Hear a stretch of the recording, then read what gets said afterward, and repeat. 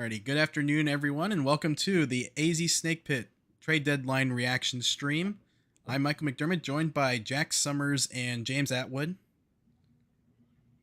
How you doing, gentlemen? All right, so the first question, obviously, we'll talk about the David Peralta trade. What was your describe your favorite memory of Peralta and your thoughts on the return in the trade? Favorite memory of David? Okay, you put me on the spot. There's a lot of them. I mean, just his overall enthusiasm is something that's kind of hard to forget. I think when he first came up, and just right out of the gate, his first week just had a ton of hits and made such a great first impression. I think he was like 12 for 28 or something, when he first came up, and just really took the fan base by storm. And I think probably my favorite thing was him messing around with Greinke. They had a video of that the other day where he got Zach to do the driving the bus thing, and there was another time when he was mic'd up and he was out in the outfield, and he was talking to Zach and saying, we got to get you to do this, we got to get you to do that, and Greinke just kind of looked at him and said, "You're ruining the team." Just in a kind of cranky way, just goofing with him. So I think those kinds of things, just the way his infectious personality and how he tried to get other teammates kind of, having fun, as far as that's concerned. How about you? You want to go, James, or you want me to go? Go ahead. All right, so I'd probably have to go along with Jack with the driving the bus, getting Greinke to do the bus celebration. But if we for the next one, obviously, I'd probably have to go with. I actually remember being at the game when he took his major league debut. I'll go with that one. It's like not knowing who he is. Then I look up his bio. It was funny. I looked up his bio on there and it listed him at 165. I'm like, looking at a person, it's like 165. He's bigger than Pollock. He looks like he's 20 pounds heavier.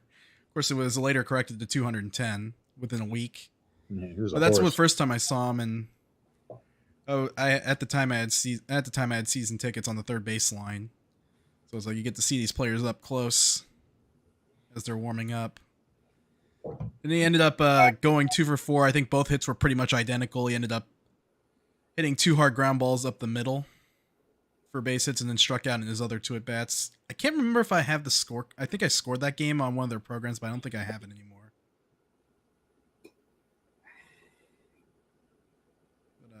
But that's probably my favorite Peralta memory, seeing him do well in his major league debut. After frantically trying to figure out who this guy was. James? I'm not sure if it was his debut or not. I do remember attending a Bronson Arroyo afternoon start with David Peralta suddenly being in center field and wondering who the heck he was.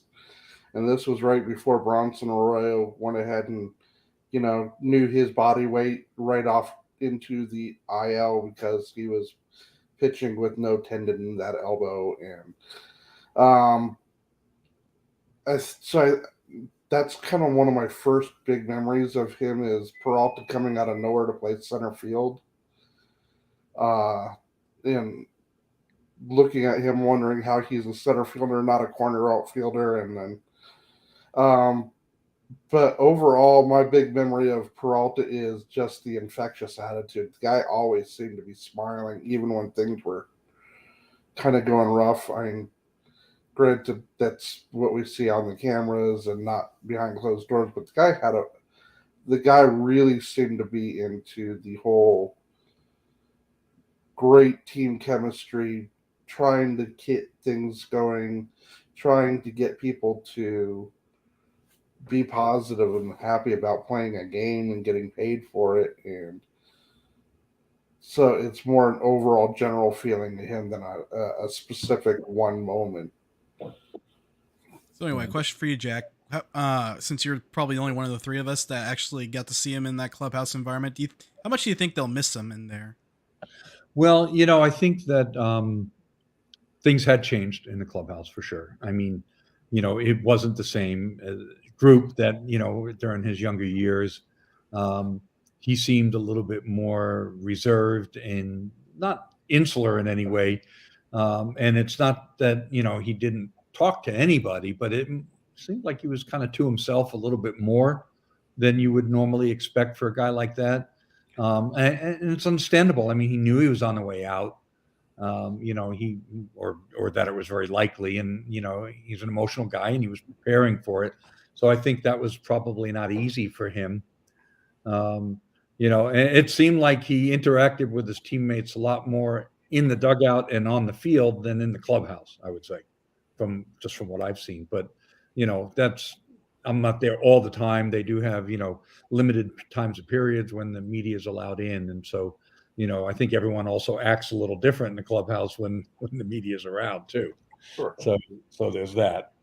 I'm no expert on his situation, but at the same time, I do think that there was certainly less, fun for him. If you remember last year, in the beginning of the year, with the other Venezuelan players kind of leading the pack between him and Asdrubal and of course Eduardo, who was the real, instigator of all that, having fun, dancing around, the TikTok dances, all that, when they were playing well. And then, this guy got hurt, this guy got traded, this guy just didn't play well.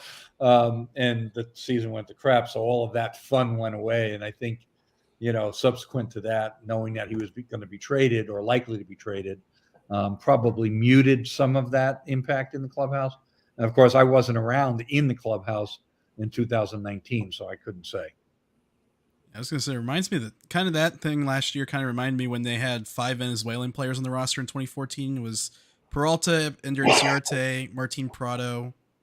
I'm trying to remember if there were any pitchers on that team or not. I think also Yasmani Tomas.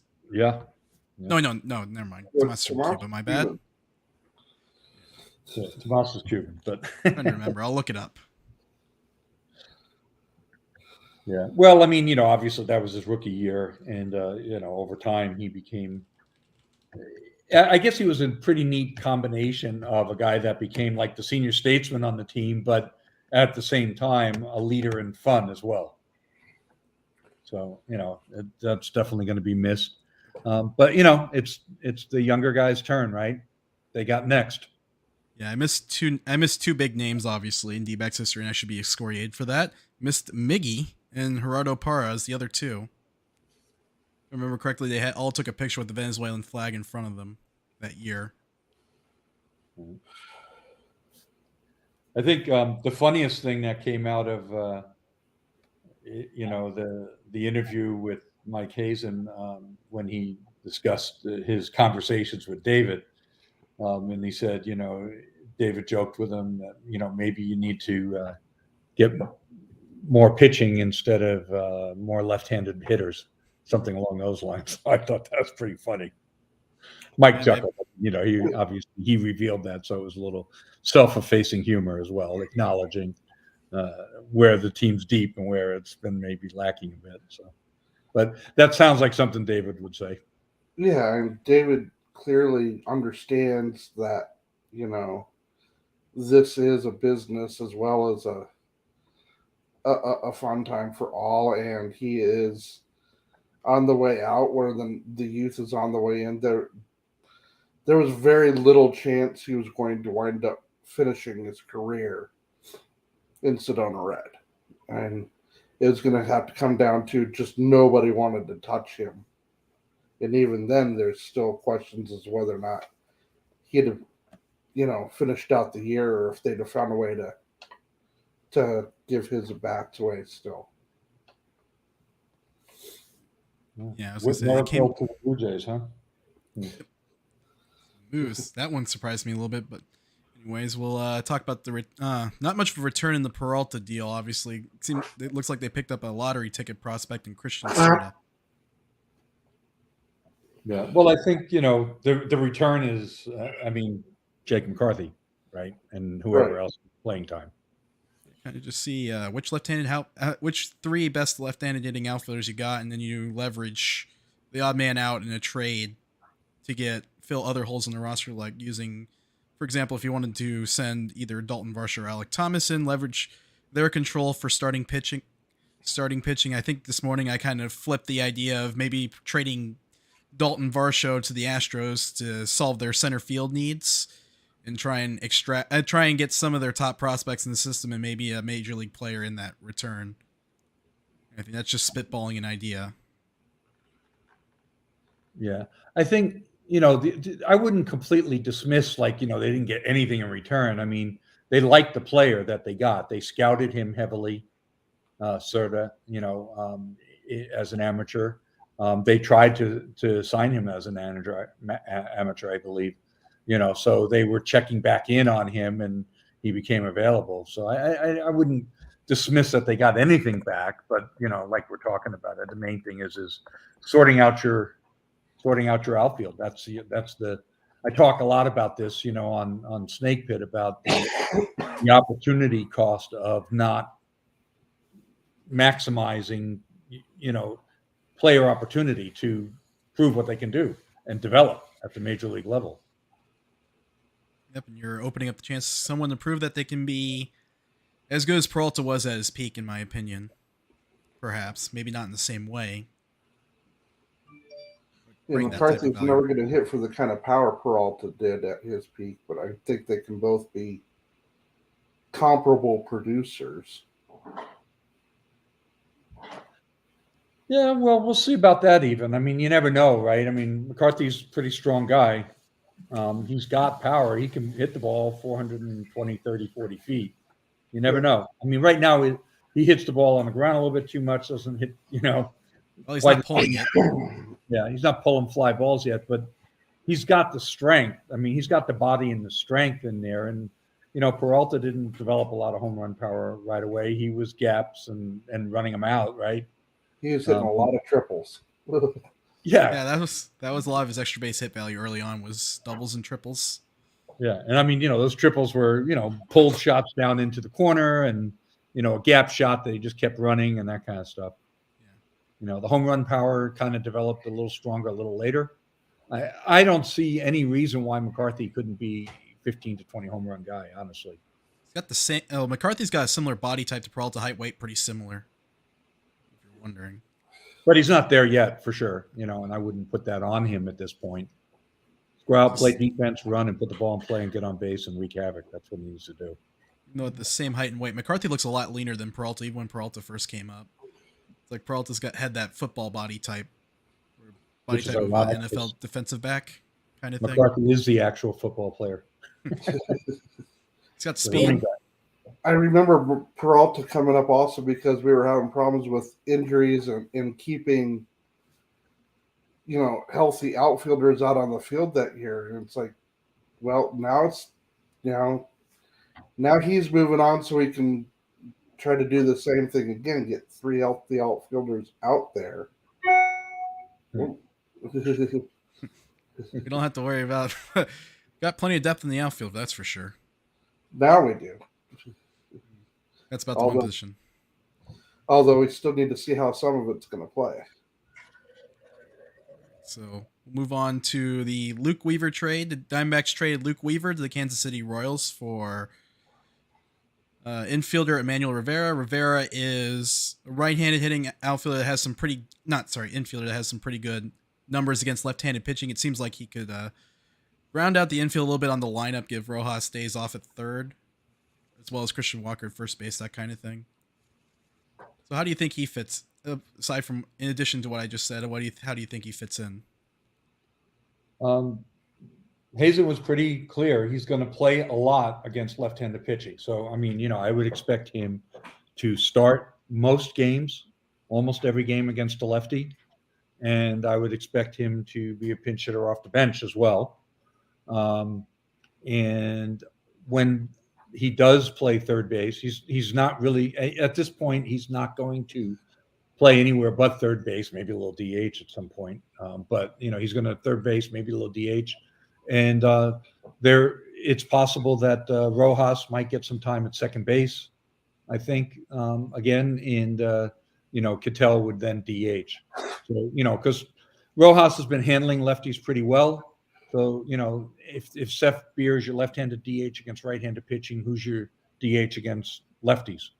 So they could slide Cattell in there, get him off his feet. There's a phrase that Get him out of the field. And slide Rojas over to second base if they want to keep him in the lineup. And then, of course, you still have Sergio Alcantara. And they optioned Buddy Kennedy, but put him on the taxi squad for while they're on the road. So, as I tweeted to you guys, who do you think is better, Manuel Rivera or Buddy Kennedy? Asking for a friend. I think Rivera has a little bit more power potential than Kennedy, although I would say they're roughly the same player otherwise. I think Kennedy a little bit more speed. I was surprised how high he ranked in different speed metrics, but who knows? That totally shocked me. When I saw him in the fall league, basically I saw him like in 3 games, and he struck out like 8 times in 11 at bats. So I didn't have a chance to see him run. And then I remember I went on a trip, or I traveled, and I was away, and I didn't see him play at all. And while I was away, he got hot and he started hitting again.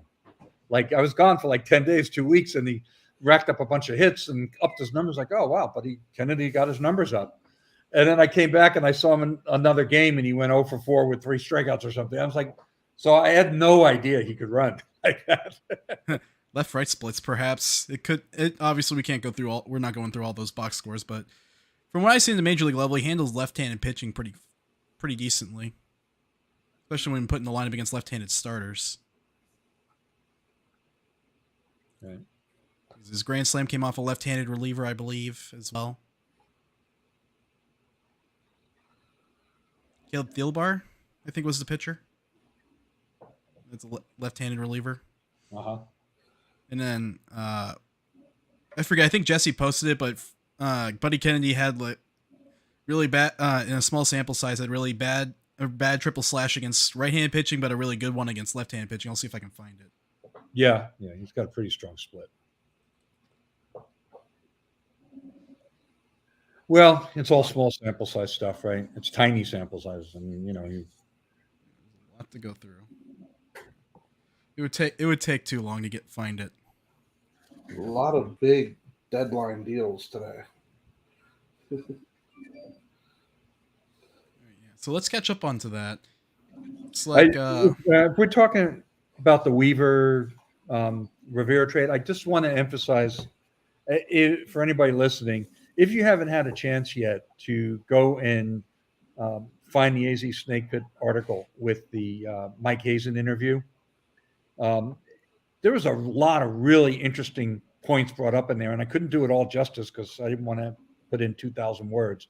But there's an audio, and you can listen to the whole thing, and you can see where he's kind of fumbling for words or trying to be diplomatic. Like, he went out of his way to not say Josh Rojas is now in a platoon at third base with Rivera, but he is. And that was pretty clear. But also the entire discussion around Luke Weaver and why they didn't try to convert him to a reliever earlier. And then it kind of segued into a Corbin Martin discussion where it was very evident the frustration that he felt with Corbin Martin. And, he said, we need better than that as a starter. Like, the way he emphasized it really made me feel like, well, it sounds like they're pulling the plug on Corbin Martin as a starter, and he's going to be converted to a reliever pretty soon. Or right away. That's the sense I got. So, but he just couldn't let go. I mean, the way he talked about Luke Weaver's, first month and a half with the Diamondbacks in 2019 and what that represented. And he emphasized, look at what top of the rotation starters get in this trade market that you're looking at right now, as opposed to 1-inning relievers that aren't closers. And I kind of had to bite my tongue a little bit because, okay, Luke Weaver had a really nice 6-week start with the team, but, he hadn't been a top of the rotation starter for a very long time. And it was pretty evident pretty early on that he was unlikely to be, based on his repertoire, 2-pitch mix, not really an effective third, breaking pitch or curveball, slider, cutter, whatever it was. It just he couldn't land it. It wasn't effective. He's a fastball changeup guy with an occasional third pitch that kind of works. And his thin frame, his lack of durability, all of that coupled together, it just screamed reliever to me from the very get-go. And I kind of pushed on it a little bit. He pushed back a little bit. But what was evident to me was that Mike couldn't let go of the idea of Luke Weaver as a starter and the value of a starter over a reliever, which I get. But, at the end of the day, proof was in the pudding. So how much was that exacerbated by the lack of pitching depth on the team over those years? Sure. Definitely a factor. Well, and it's, it's fine and dandy to want to get starter value out of a player, but if he's not a starter, and even when he is being thrown out there as a starter, he can only work as an opener, are you really actually getting that starter-like value out of him, whether you trade him as a starter, trade him as a reliever, or just wind up eating it all together? And that's just, even when Luke Weaver was going well, he was an opener, not a starter. At least that's what he's been since 2018 now. The injuries at the very least ended any possibility that he might develop into being a starter. Once he came back from those injuries, they should have just shut it down and stuck to him as a reliever, but that was obviously not that was not the plan at the time, and so we are where we are now. Right. Ryan commented, Mike Hazen seemed pissed about Corbin Martin's performance. Ryan, you're correct. He did not sound like a happy camper at all. No kidding. Yeah, it's looking like they may have already pulled the plug on the Corbin Martin experiment, which I think is a little premature. But I mean, here we are talking about, couldn't they see that Weaver was a reliever and hurry up and get him there? So maybe they're being proactive now and putting Corbin Martin into a bullpen. But I guess we'll see. Based on what I've seen so far this year, I don't think starter or bullpen matters that much. He's one game he's not throwing strikes, the next game he's giving up homers. He's always been homer prone. That's going back to the bugaboo when he was drafted, for crying out loud. I'll have to look at his fastball profile. It might be a situation where the pitch is simply flat, or getting only horizontal, not getting enough vertical movement, kind of thing. Then having to deal with when he sent to Reno not having his breaking ball, kind of thing, and then when he doesn't get it back until he pitches up in the major leagues. But based on like I said before, I think it could be possibly just something between the ears more so than stuff. But I'm not entirely sure. Before we move on to all of the big trades today, which you guys are going to be able to speak to a little bit better than I can because I've been running around all day, so I'm barely catching up. But in addition to Tommy Henry getting the start tomorrow for the Diamondbacks, Brandon Pfaadt was promoted to AAA, so he's a step closer as well. Just thought I'd mention that. It turns out that the Pfaadt is actually the D-backs' best pitcher in that 2020 draft. At least so far. Although I will say that some of the arms taken in that draft class have not really panned out very well. Lacey has got stalled a bit. Jarvis is stalled in Double-A. Max Meyer needs Tommy John surgery. And then after Pfaadt's, probably the next successful case is Slade Ciccone, who's had some injury problems of his own, but he's been healthy this year. Save for a 2-week absence in June. I don't remember what, but I still think Jarvis is going to be just fine. He's stalled out a little bit in Double-A, but it's nothing major. He doesn't have Pfaadt's ridiculous strikeout numbers, but that was never Jarvis's bread and butter to blow the pitch past people over and over again, and that's Pfaadt's. If Pfaadt's not missing bats, Pfaadt's not having success. Jarvis can have success without missing, 15 bats per 9. I mean, he struck out 10 in his last start for Jarvis did, for what it's Right. worth. Oh, I'm not saying he doesn't get strikeouts, but he does not rely on racking up the strikeouts to find his success the way Fott does. If Fott's not missing bats, Fott's getting hit. That's always going to be the bugaboo on him.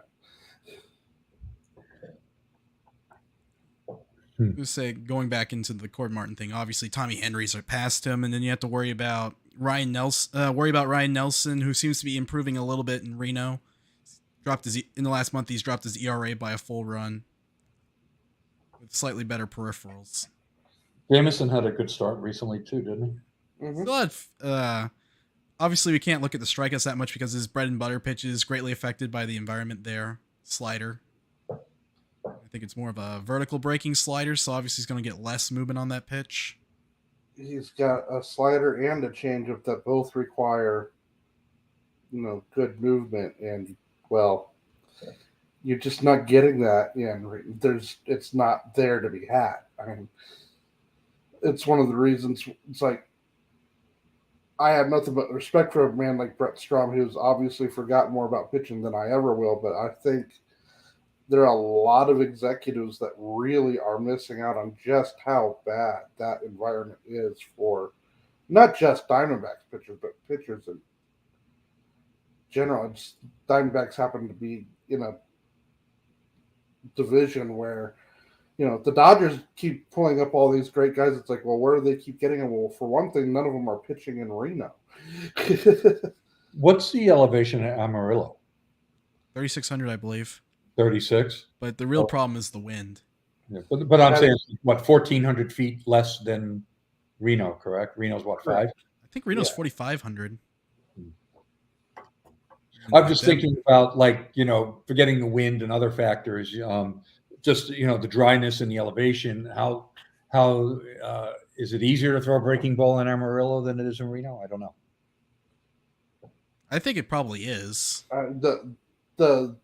The environmental factors certainly make it easier to throw a breaking ball in Amarillo, but you're also looking at AA hitters now too, which are a very different beast.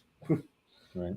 In Amarillo, even if he's not sharp with his breaking stuff, as long as stuff is breaking, he's probably getting lots of misses.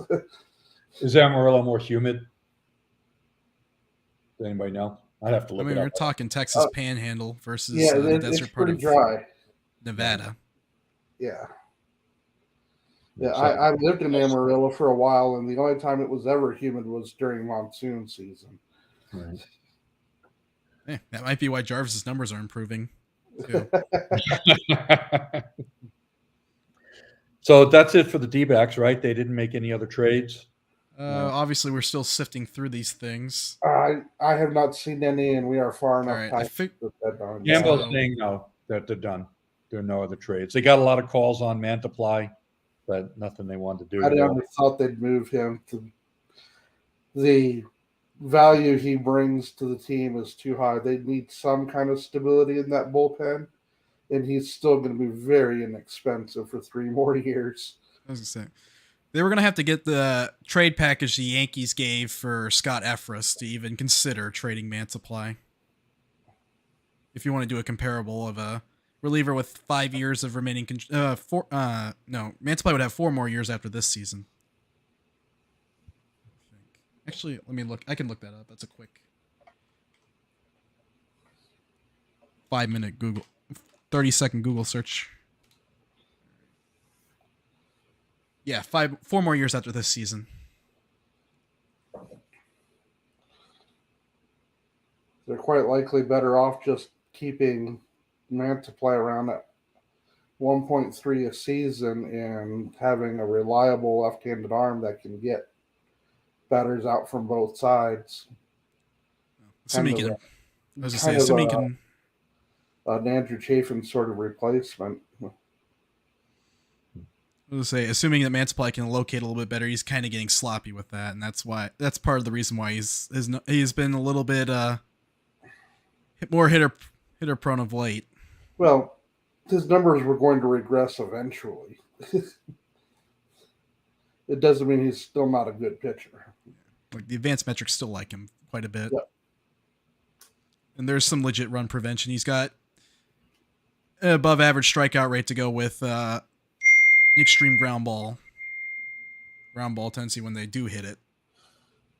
So anyway, let's go with the team in the NL West that made the most noise, and we'll talk about the San Diego Padres. Obviously, the big headliners Juan Soto, but also they traded for former Diamondback Brandon Drury, a closer swap with the Milwaukee Brewers trading Taylor Rogers and prospects for Josh Hader, and then the other in a byproduct of the Juan Soto trade, trading Eric Hosmer to the Red Sox and picking up $44 million of Hosmer's remaining salary.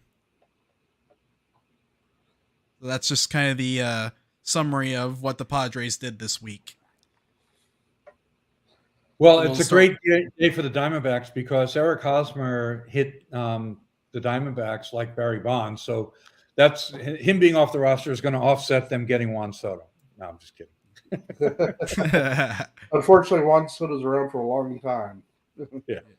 Well, two years after this season for sure. But I'm pretty sure the Padres have been backing up the Brinks truck a lot lately, so I could see them re-signing it. With Hosmer, with most of Hosmer's money's going to be gone. With Myers coming off at the end of the season, they're going to free up some salary, and a lot of the around the edges moves have been for players that are going to be there for only 1 to 2 years. They clearly have identified their window as the remainder of Soto's pre-free agency, and they are going for it. And I commend them for going for it. And the fact that they have Fernando Tatis coming back at some time is only going to make things even more disgusting, because then you're looking at a lineup that's going to have Tatis, Machado, and Soto all in it in some combination, probably back to back to back. You're going to have a hard time navigating that lineup for the next 2 years, assuming Tatis can stay healthy. I was going to say, what position do you think he comes back as? I don't think shortstop's the answer. I think that this year it's still going to be shortstop again, especially with the departure of Abrams. But I think long term he's going to be probably your left fielder if you're putting Soto on right. Yeah, Soto's going to play right field this year, most likely. Obviously, it can change next year when they have a full off season to decide what position he plays. He's comfortable in right. He wants to play right. He'll play right. Looking at the Padres contracts page on Baseball Reference, which I realize isn't always presented in a way that makes it the most clear, but, heading into today, right? So they haven't updated it, of course.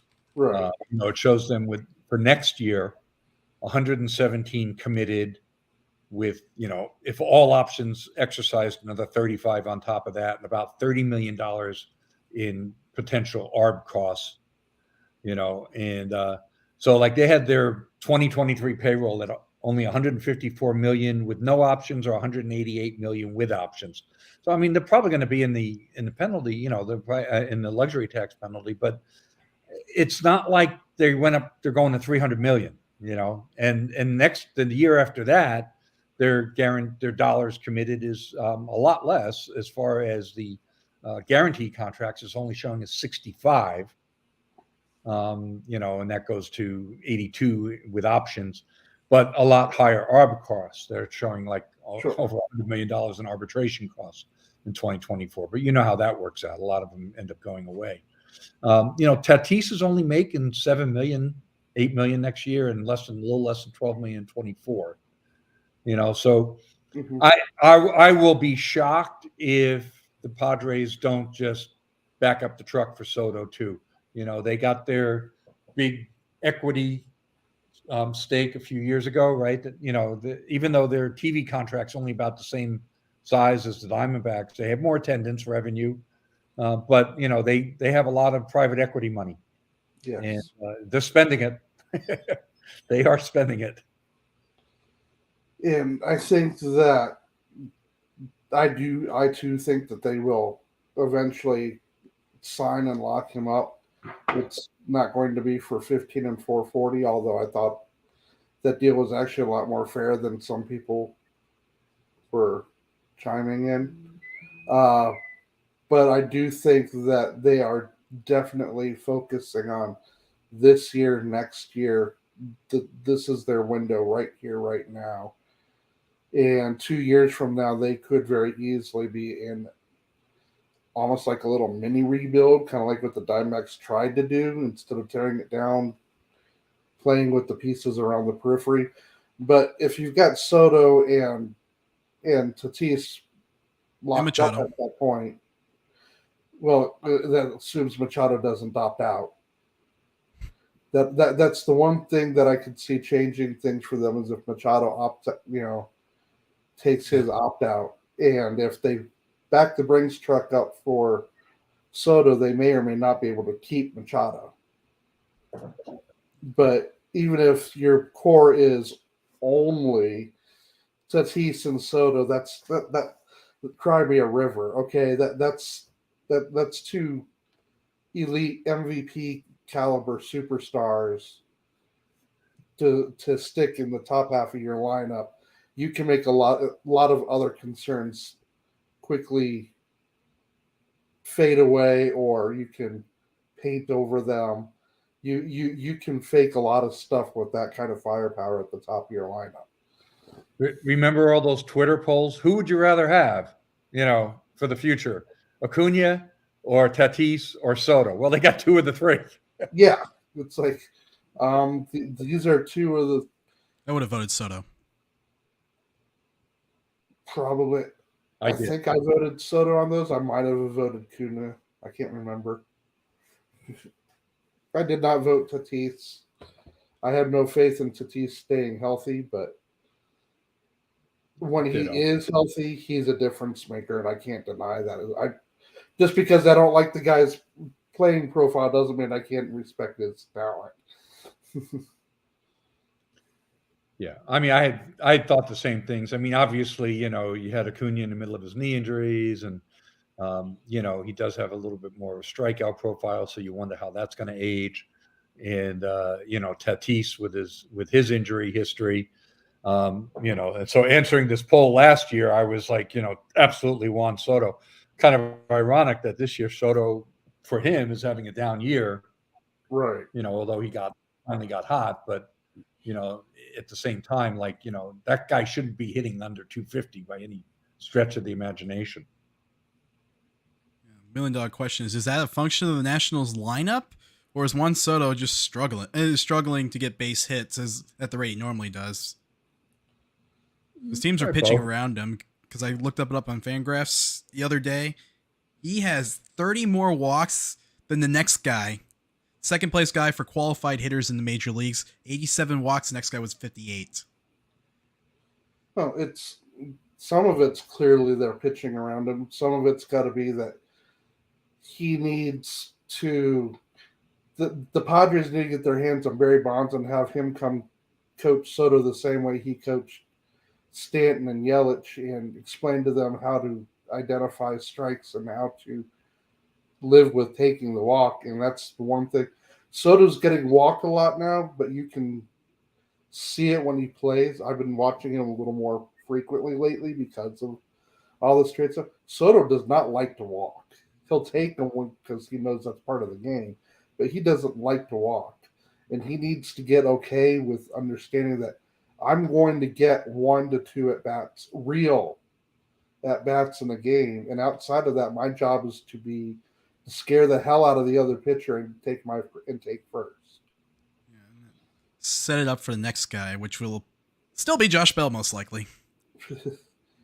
And once Soto gets more comfortable taking walks, I think we'll see a correction in that batting the actual batted average and so forth.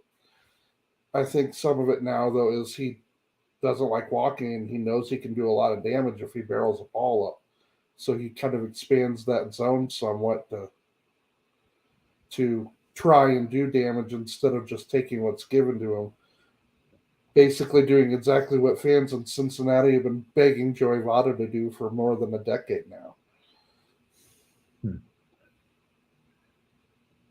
All right. So I have a question for you guys. Josh Hader. I mean, he's had a rough go for a couple of months, really, almost. Last 2 months have been pretty rough for him. Is he an upgrade?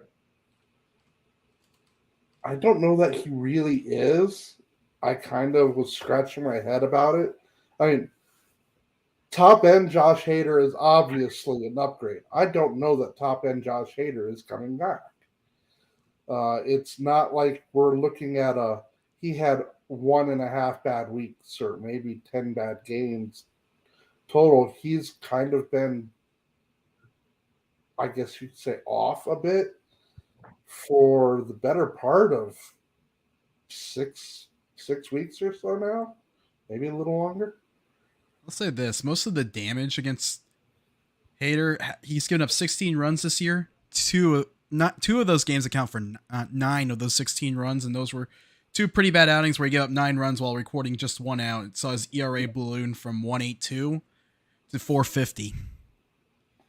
We're not talking Mark Melancon here, but no. It was it could be just a function of those 2 bad outings. It's not so much that Josh Hader isn't still a good closer. I just don't know that he, as he is currently performing, is a head and shoulders improvement over what they already had with Rodgers. And so I was a little baffled by that particular move. Them getting Brandon Drury is kind of strange to me as well. So I think there's a couple of things on Hader that kind of contradict each other a little bit for me. So I looked at his StatCast stuff, right? And like the movement on his pitches isn't down. He seems to be throwing almost as hard as ever, right? Plenty hard enough.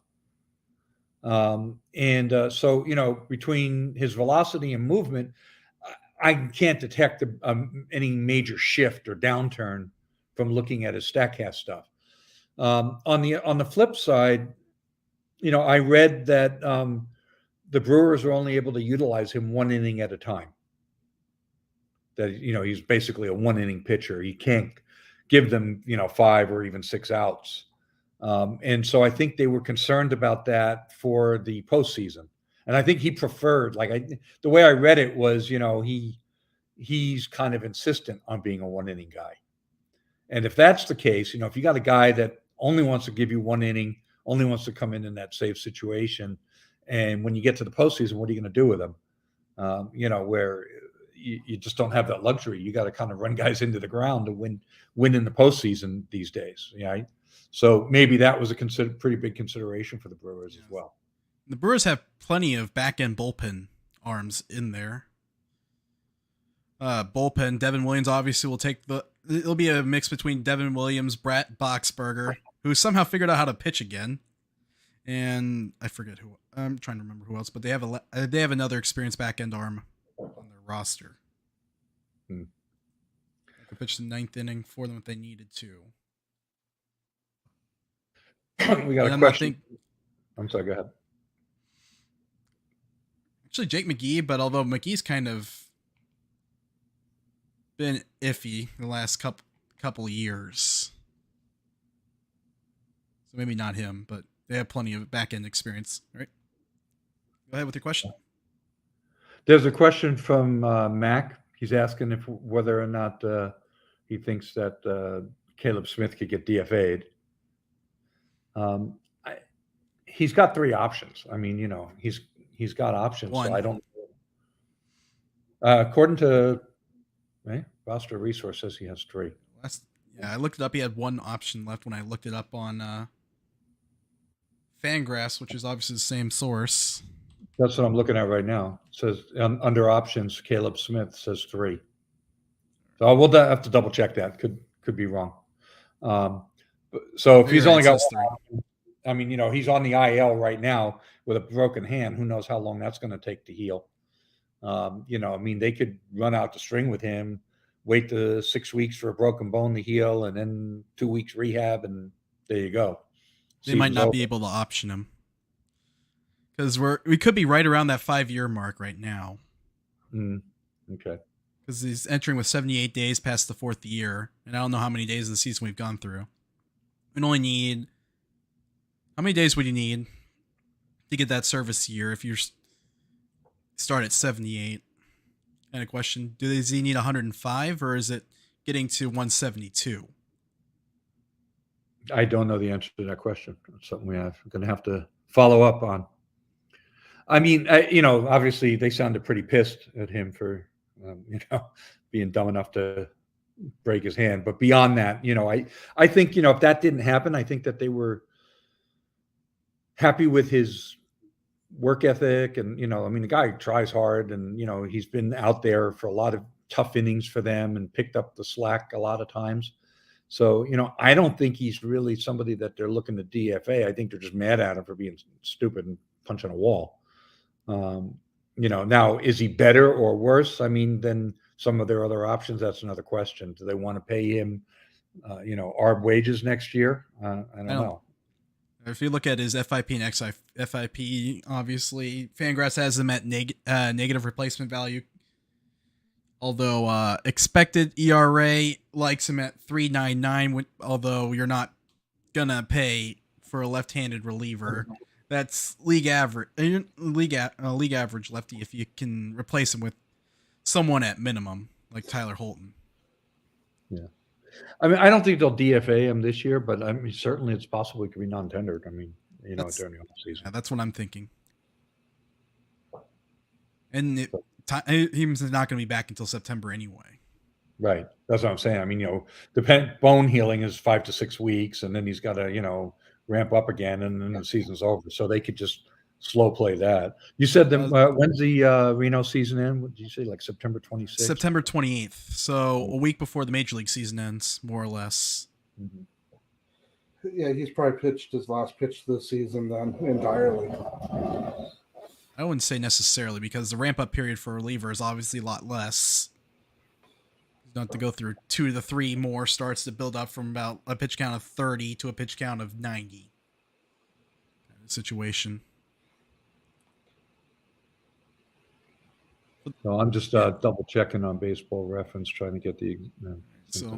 We'll attend to the question. Non-tender candidate, yes or no?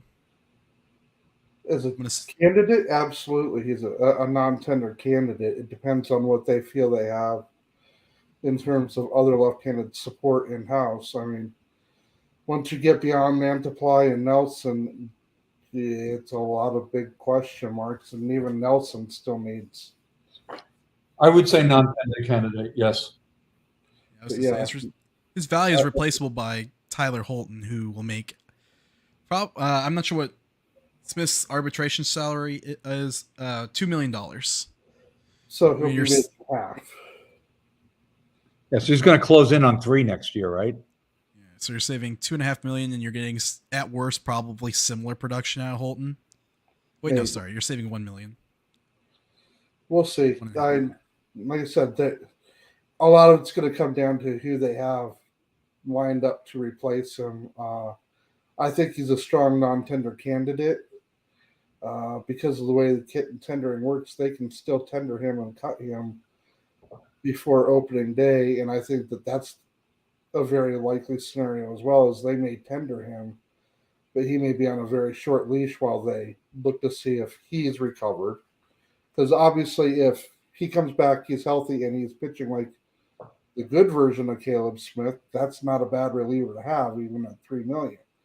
But if he's pitching like the more recent version of I can't keep the ball in the yard, Caleb Smith, then you cut him, a week before the season and give that to Holton if Holton is outperforming him or whoever they happen to find between now and then.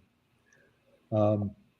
Okay. Hey, what's up with the Dodgers? They didn't do very much this trade deadline, kind of surprisingly. Well, they made 2 deals that I kind of was wondering about. They got the Joey Gallo deal done. I was going to say, Gallo played his way off the Yankees. Right. And then I guess no, that was the other one because the Cardinals made the other big deals. The Cardinals that made the other one. Their other acquisition was Chris Martin from the Chicago Cubs. Yeah, don't worry about that. I think with the Dodgers, you're looking at two things. A, the Padres were willing to part with the package that Washington liked better for Soto. And B, it's not like the Dodgers actually needed to upgrade a whole lot to begin with. They're kind of going to run away with the division.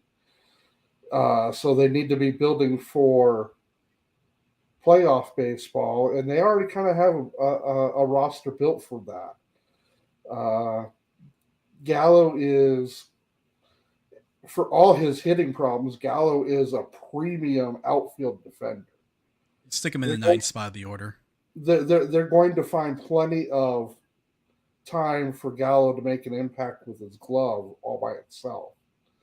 And if they can fix whatever went wrong when Gallo went to the Bronx, which I think a lot of it was that Gallo went to the Bronx, where many sluggers have gone to die in their careers. All they need is the smallest uptick in improvement, and Gallo can be a very important bat for them, in their playoff run, off the bench, whatever. It's not like it costs them much to pick up Gallo. And, they watched a division rival get stronger, but they gutted their system to do so. And the Dodgers still have all their damn prospects. The Dodger system isn't as strong as it's been the last 3 or 4 years, but obviously they're pretty good at finding talent. They'll find a way to build it back up. Their farm is definitely weaker than it was 2 years ago, and it's still a top half farm system. Yeah. Couple questions from Stephen Burt, our esteemed colleague, who I sure wish we got to see more of on the Snake Pit. He does some great recaps, by the way. If you're ever tuning in to azsnakepit.com's recaps, make sure to check out Stevens. I think he's doing Wednesdays, right? Mostly. I thought Spencer does Wednesdays, but Spencer's going to be at the game tomorrow. Yeah. Well, anyway, Stevens. I love Stevens' recaps. I love the way he writes, and I wish we got to see more of them. Anyway, he's asking, did Davies' poor start yesterday clinch his spot on this team to the end of the season? Yes, Stephen writes Thursdays, by the way. Yeah. Well, I mean, I think if Davies is healthy, he'll pitch better than he did yesterday, personally. But you never know. He'll take him a couple starts. Traded, so what are they going to do with him? They could dump him, I guess. If he throws 2 or 3 more games like that, sure, they could just say goodbye and give that spot to somebody younger. But I think, as long as he's healthy and his shoulder's not, foobar, then there's no reason he shouldn't be a little bit better. Shoulder should be in decent condition because although they did rush him back to try and showcase him, which is I did have a bit of a problem with the rushing him back. If they were going to rush him back, it needed to be from day one. This was the idea, and with the idea of getting him back at least a week sooner than they did. When you're upping the timetable at the end of the rehab to get in one start on the day, that leaves no room for any kind of being a human and having to recover. I don't know that there would have been a whole lot of market for him, even if he had pitched well yesterday.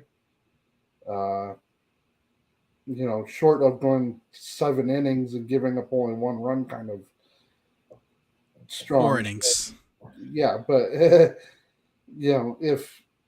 he pitches 7 and gives up only 1 run, maybe somebody takes a flyer on him right at the deadline because Castillo's gone and such is gone. And okay, well, Davies can't be any worse than what we've got kind of thing. But I don't think that there was ever any real market for a Davies. I think there was before he got hurt. Before he got hurt, maybe, yeah. As a matter of fact, I mean, before he got hurt, I kind of expected there to be a market for him. The way he was pitching well, eating some innings at the back, for a contender wouldn't hurt. Not that he's a guy you necessarily want to depend on in the postseason a lot, but but he could be an upgrade over most used fifth starter for sure. Sure. And the second part of Steven's question was, how surprised were you all to not hear any rumors about starting pitching being moved?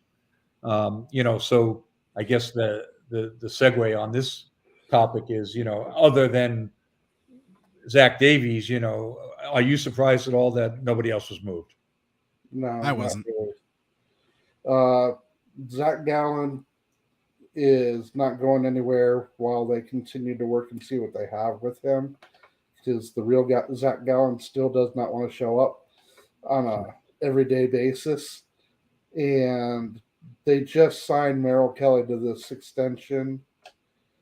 And he had a lot of feel-good family reasons for signing it and staying here, which doesn't necessarily come down on the team to respect, but they aren't going to just blow him off and be like, hey, we signed to this great extension, now get out. That's just, he was, if Merrill Kelly was pitching as a top 5 Cy Young candidate, he's doing that now. Well, he's doing that now, but if he'd been doing it all season long, I'd have been shocked that he didn't get moved, regardless extension or not. But now he's pitching like an innings-eating workhorse, which is exactly what the Diamondbacks need. And he's not going to slot into the number 1 or 2 slot in any of the most likely postseason candidates. I mean, as well as he's pitching, he's not supplanting Verlander's spot in Houston. He's not taking Cole's spot in the Bronx. These are, he's pitching better than Ray, but Ray has got the pedigree. They aren't going to kick Ray down to the number 3 or 4 slot in the rotation in Seattle. Not with Castillo there now. No. Yeah. Well, I have Merrill, by the way, rated number 8 in the National League as of right now. Mm-hmm. Kind of on the. I was 9th. 8th or 9th, right in there. So thank you, Michael. Well, it's still above 3. He's in tier 3 as far as the Cy Young race is concerned, and he's not really in the running for that unless he has just as good a final 2 months as July he just had, which isn't likely, but you never know. Never say never. That's what Cy Young campaigns are made of, a 3-month run of just incredible pitching, and it happens. Ask Blake Snell and Rick Porcello. And Jake Arrieta. Although Jake Arrieta's 3 months, he was giving up literally nothing. Well, Randy Johnson. Remember in 2002, Kurt Schilling was really leading Johnson quite a bit. And then, like over the last 6 weeks of the year of the season, in 2002, RJ just went off again. And, he found that little slot, and he just lived there, and pitch after pitch, just kind of. I'm going to throw you the same pitch 9 times, and then you're going to all sit down. Yeah, he even knew what was coming. He still couldn't hit it because RJ tipped his pitches. Yeah, that's what Eduardo Perez was saying. All right. Well, hey guys, you've got me for about 2 more minutes, and then I got to jump off because I'm doing a recap tonight. So I got to go write my lineup sheet and want to get ready to do my thing over here. Oh yeah. By the way, Padres made another trade. Oh, what did we miss? They swapped one of their minor league depth guys in Brent Rooker, which they picked up in the Taylor Rogers trade earlier this year. Swapped him to the Royals for catcher Cam Gallagher. So that's some catching depth for them. Oh, and then Jordan Montgomery's to the Cardinals for Harrison Bader. Yeah, that was the one that was kind of surprising for me, but that was the Cardinals, not the Dodgers. Remember? Update on the Hosmer trade.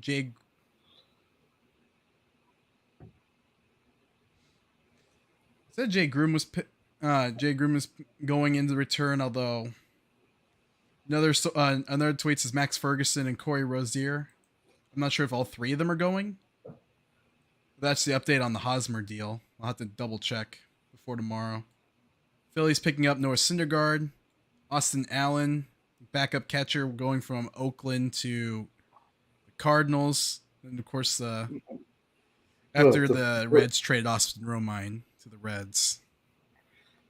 And then the Royals actually were the ones that surprised me the most today, I think, with trading away Whit Merrifield. Yeah, after spending years not putting him on the market, that was kind of surprising. Yeah, if they were ever going to trade him, this was, a year and a half too late. So then Braves picking up Angels closer Rizal Iglesias after trading Will Smith away for Jake Odorizzi yesterday. And the Cubs are holding on to Ian Happ and Wilson Contreras. So Contreras will get the qualifying offer this offseason. Yeah, most likely.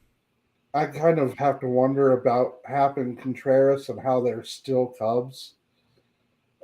Especially because there were teams looking for catching help.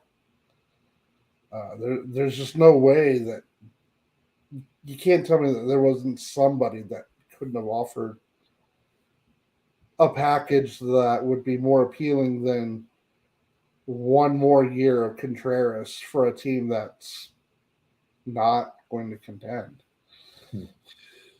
And then one last thing, the Mets and Twins were pretty active today. The Mets working a bit around the edges of their roster, picking up Michael Givens, and then 5-player swap in which the Mets picked up Darren Ruff in exchange for J.D. Davis and prospects as well. Twins pretty active, Tyler Malley and Michael Fulmer going to the Twins this deadline. I think that recaps all the action for today. I like that for the Twins. I think that gives them a pretty good chance to nail down the division if they get what they should get out of Malley. Yeah, the Twins gave up quite a bit for Malley. I think Spencer Steer is obviously the biggest prospect in that return. He was having a pretty good year, and he actually vaulted into top 100 prospect status. I think he's near the bottom, but he's on there. That's kind of the main return. As well as Christian Encarnacion Strand and Steve. I'm not sure. Stephen Heyer. Stephen Heyer. I'm going to leave with one thought before I jump off here, guys. I heard on the radio today, I heard Gambo talking about it, and it was interesting, saying that, he's very convinced from his discussions within the organization that if the team has a good team and if their young players are developing and they're in a position that, he can see the team spending upwards of $140 or $50 million. So fingers crossed, next year, this time, we're going to be talking about the win moves that the Diamondbacks made because they're actually on the cusp of a wild card and they're going for it. It would be fun. It would be shocking and unexpected, but one can always hope. Yeah, I was just saying. I don't think we ever talked about Bumgarner, but obviously the salary and the production obviously wasn't not movable. Dead horse. Yeah, they're going to be eating that until his contract's up. Dead horse gift, no pun intended. Right. All right, fellas. I got to run. I got to go get ready and print up my scorecard and get ready to do tonight's game. So you guys have a great evening. You too. Take care.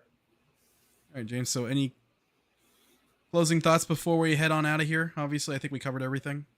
I think it was actually an exciting trade deadline, which is nice to see after we'd had a number of years where the trade deadline was kind of becoming a great big non-event, and then last year wound up being pretty exciting. And this year overall, the excitement didn't happen for Arizona, obviously. We didn't move anybody. But the excitement is still there with all the big names that were getting traded, and some of them really were kind of surprising. I did not see Harrison Bader leaving St. Louis, especially not in a straight up, 1-for-1 kind of deal the way they did with Montgomery. That seems kind of light to me. Or Whit Merrifield getting traded, or there have been some names that moved, which were kind of surprising. But overall, it was a lot of fun. It's going to be interesting to see how the chemistry comes together, whether or not these moves that the Padres are aggressively making are going to get them over the Dodger hump. I still think it's 50-50 at best. Yeah, let me pull up the standings real quick. The Dodgers are still the deeper organization. I think the Padres are hoping to catch fire with their lineup and pitching depth, absolutely. and then hope somebody else takes out the Dodgers kind of thing. So yeah, the Dodgers are 12 games up on the Padres, so catching up to the Dodgers won't probably be happening. Well, no, they're not going to catch them in the division, but there's still, there's playoff baseball to be played, and the Padres will be as dangerous as any team with the lineup they're going to have, especially if Tatis comes back and is performing. And those are big ifs, but he hasn't played for them all year long, and they're still doing well. Now they've added Soto and Bell, which is obviously an upgrade, both because Soto is just an upgrade over everybody, and Bell is a clear upgrade over Hosmer. These are things that are going to make them more dangerous come October baseball. Add Tatis to that, and it gets kind of ridiculous. Still got to wonder about their pitching, but it's not like there was a ton of elite pitching to be had. And that's kind of where I'm thinking that they're trading for their closer comes in, is that they were hoping that he'll return to that elite form of he comes in, that's it, it's over. It's not where he is now, though. Yeah, I'm gonna look. So looking at the wild card standings, obviously they're in the second wild card spot, and there's quite a distance between them and the two NL East leading teams, the Braves and the Mets. Do you think the trade deadline has the Padres closing the gap on those two, because those are their likely opponents in the postseason come in the first round? So if the season were to end today, they play the Atlanta Braves. If the season ended today, I still like the Braves, but a lot of that comes down to I haven't seen how this Padres team plays with the new players. But I think that the Braves have better pitching, and they have better defense, and they have just enough offense. Next time we see the Padres is September 5th, sorry. And by then they're going to be the team they're going to be. So we may see a juggernaut, or we may see a team that is still not living up to the expectation, which is kind of where they have been all year long. They've been decent, but haven't been living up to the expectation. How they compare to the Mets, I actually like San Diego over the Mets, despite where the Mets have been. The Mets have been somewhat dysfunctional of late. At full strength, do you think they could take on the Mets if they had their entire pitching staff intact? That's a big difference. If the Mets pitching staff is intact and stays healthy, DeGrom can pitch more than 4 innings before his shoulder explodes again. That changes, and I think the Mets become. I think it comes down to Mets and Dodgers. If the Mets do not get their starting rotation back to full strength, then I think we're looking at Dodgers and Braves again this year, like last year. Round 3. If I remember correctly, wasn't there I think the Dodgers and the Cubs had like three years in a row where they were in the NLCS. I don't remember. Something. The Dodgers do seem to find familiar opponents. Yep. First, it was the Phillies at the start of the last decade, 2008 to 2010, and then they kept running into them. Then kept running into the Cubs, I think 15 through 17. I think they went to Chicago, the LCS, and then, of course, the Braves of late. Right. So, couple predictions for the NL Central and the NL East. Who do you have winning those divisions?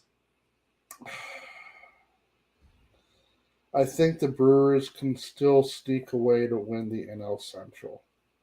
They aren't going to run away with it. That's going to be a division of. That might be one of those divisions that comes down to being winning it through attrition. They happen to be the last man standing. I don't think any team in that division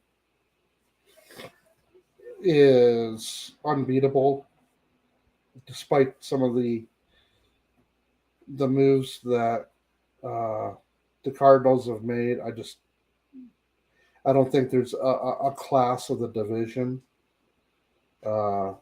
I already told you in the NL East, I like the Braves right now. Talk to me again in a couple weeks after we see if the Mets have healthy pitching. So yeah, curiously enough, the Brewers season ends against the Diamondbacks. So the Diamondbacks will have a pretty big say in who wins that division, in my opinion. I think they will too, yes. Because the Brewers' last three series are Cardinals, Cardinals, and that whoever wins that series is in pretty good position. Then you got the Marlins. That's a little bit of a breather series for the Brewers, and then of course the Diamondbacks at the end. So I think the schedule favors Milwaukee down the stretch. It does. Obviously, with their final 7 games coming against teams that are probably going to be 20 games under 500 at the end of the season. I think that the schedule definitely favors them. It's just a matter of, I don't know that they are that much better that they're going to be able to run away and hide with the division even with only a week to go. I do think it's going to come down to the last, 1 or 2 series for them. It's just that kind of division this year. Checking the Cardinals quick to see how their schedule comes out.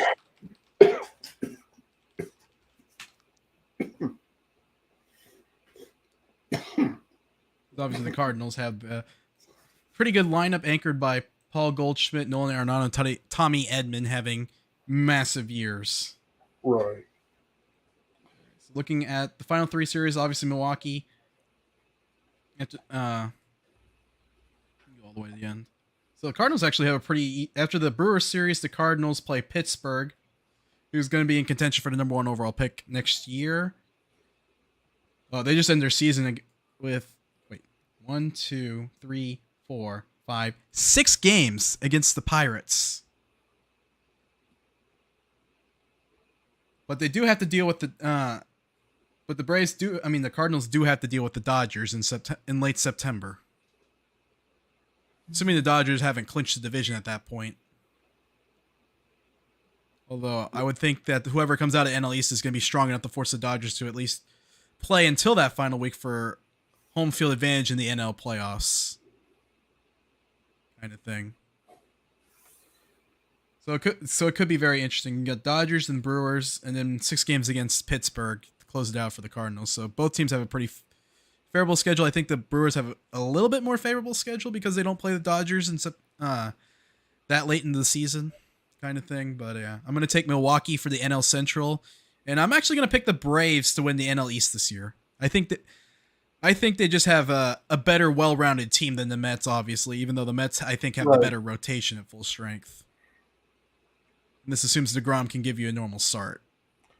Right. Like I said, right now, the Braves are my pick. Talk to me in 4 weeks, though, when we see what kind of rotation the Mets have. That DeGrom is a big, big part of that. I mean, a healthy, dominant, DeGrom pitching like DeGrom can pitch gives them a W every 4th day. Every game 1 in 5, I suppose. So anyway, we're going to wrap it up here. Thanks, everyone, for watching. Enjoy the Diamondbacks versus Cleveland game that is starting right around now, 4:10 Arizona time. Yeah. So hopefully they clip that 4-game losing streak and we can see what they can do in the second half, kind of thing. All right. Good talking to you, and we'll talk to you later.